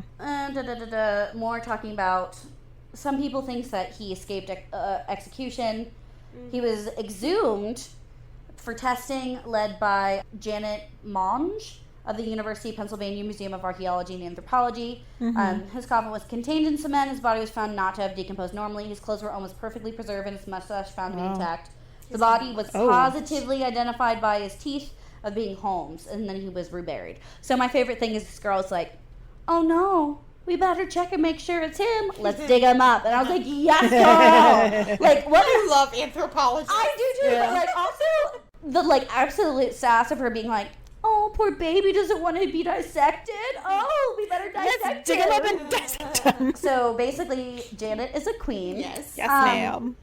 So the book Eric Larson's Devil in the White City. The full title is The Devil in the White City: Murder, Magic, and Madness, and the Fair That Changed America. There's a ton of movies. American Gothic, the novel from 1974 by Robert Bloch, was about H.H. Holmes, but it was fictionalized. American Horror Story. Yep. Yes. Hotel. Yes. Is based with Yes. H.H. Okay. There's a ton of things, and there's actually supposed to be a Martin Scorsese film of The Devil in the White City with Leonardo DiCaprio playing Holmes. Can we watch it? Please.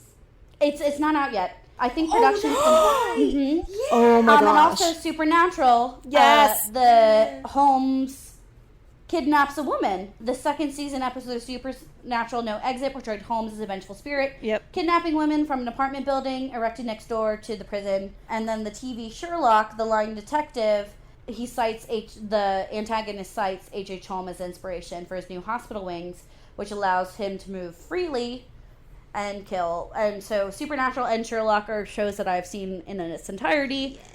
And he just pops up in pop culture. But I think Leonardo DiCaprio would be a wonderful person to play him. Yes. Because we've talked about this on here before. You need attractive people to play these serial killers who use their attractiveness to murder people.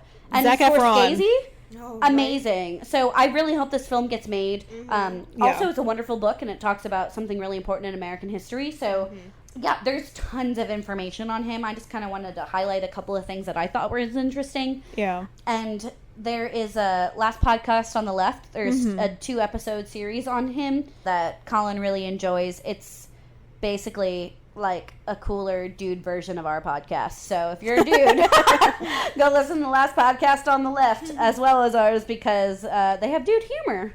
Yep. Maybe less ranty than us, but only a little bit. So That's because we're drinking. It's yeah. fine. So those are my shout outs for my research this week. And he was a son of a bitch, and Janet dug him up, and bless you, Janet. Bless you. We had some Janet. badass women this episode. We did. Janet, And unintentionally. Yeah. Yeah, so that's Nice Rocky reference, Thanks. Bree.